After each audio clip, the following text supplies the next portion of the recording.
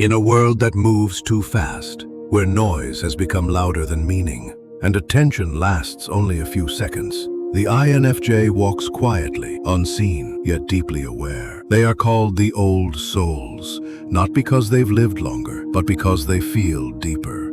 Their hearts hold wisdom carved by pain. Their minds see meaning in the smallest details. They notice the crack in a voice that says, "I'm fine," the heaviness behind a fake smile, and the loneliness that hides behind laughter.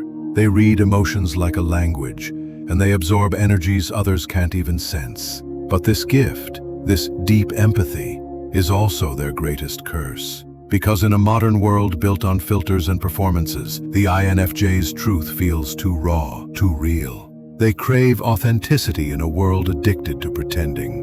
They seek meaning in a society that worships distraction. And slowly, they begin to retreat, not out of arrogance, but exhaustion. The more they give, the emptier they become. So they build silence around themselves, not as walls, but as shelter. They are the ones who listen when no one else does, who heal wounds they didn't cause, and who smile even when their own soul feels heavy. And yet, they are misunderstood, called distant, strange, or too intense. But they're not distant. They're just tired of being the only ones who care that deeply. Inside every INFJ lives a storm, a constant conflict between wanting to save the world and wanting to disappear from it. They dream of a love that feels like peace, a bond that speaks without words. But most people don't have the patience for that kind of depth, so the INFJ stays quiet, watching the world chase illusions, while they continue to crave meaning. When they love with their soul. When they walk away completely. They remember everything, not out of bitterness, but because their heart records moments like history.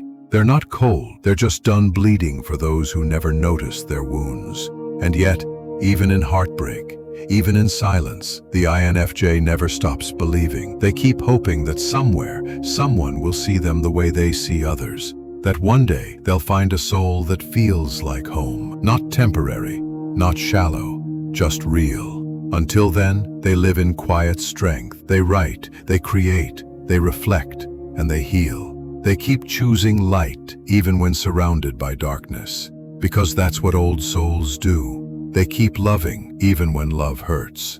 So if you ever meet an INFJ, remember, you are not meeting just a person. You are meeting a lifetime of emotions, lessons, heartbreaks, and rebirths.